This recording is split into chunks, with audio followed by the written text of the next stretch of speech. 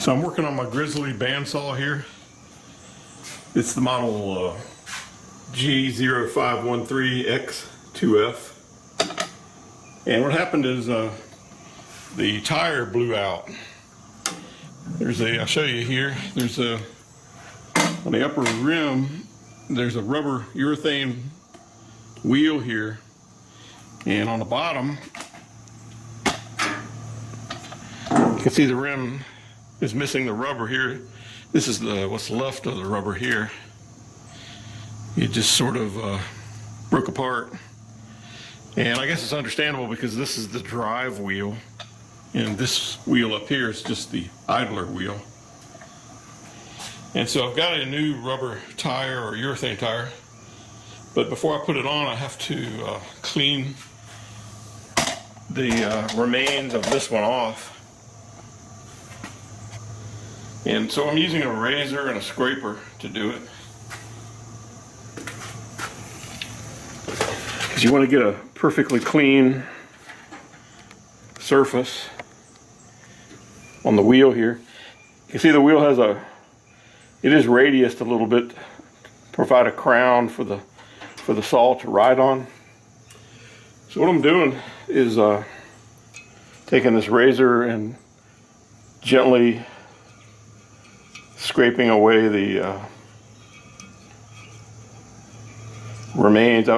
It seems like this has an adhesive glue on it or something, or some sort of coating, maybe a rubber cement or something they've applied.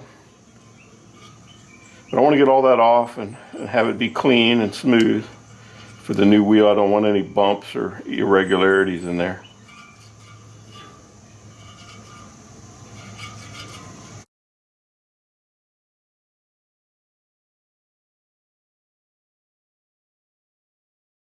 I'm also going to move that brush out of the way there.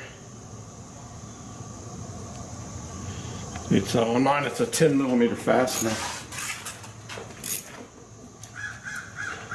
And it's got a locking nut in the back.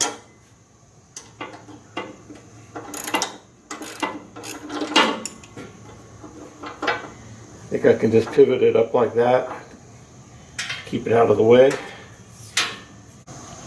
So this is the package of urethane tires for my bandsaw.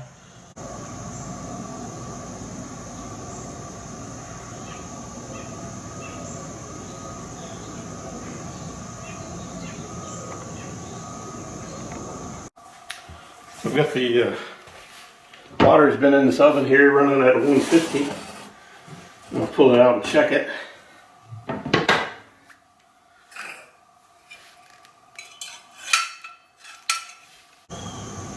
So my temperature is right at about 150 degrees Fahrenheit.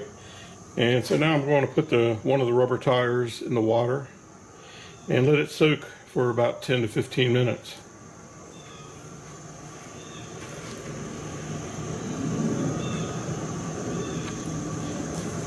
Got the two tires here. I just got them out of the bag. I don't want them to get dirty or anything. I don't want any dust on them. They don't appear to have a inside or an outside. So I'm going to see if I can figure out how to get that to wrap around and go inside the pot here. If I can see why you'd want to heat this up.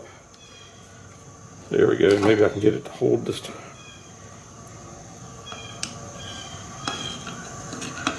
There we go. I want it to be totally submerged.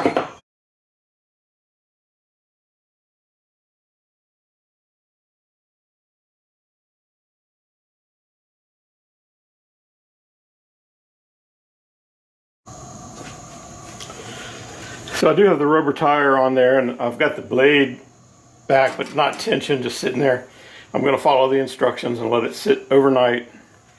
But in retrospect, I think the next time I do one of these tire replacements, I'm going to use 2 wooden dowels and have one on each side, and I think that would work better. I think if I clamped the tire in place in one area and had 2 wooden dowels and brought it down, I think I could rotate the wooden dowels and stretch it on to the bottom.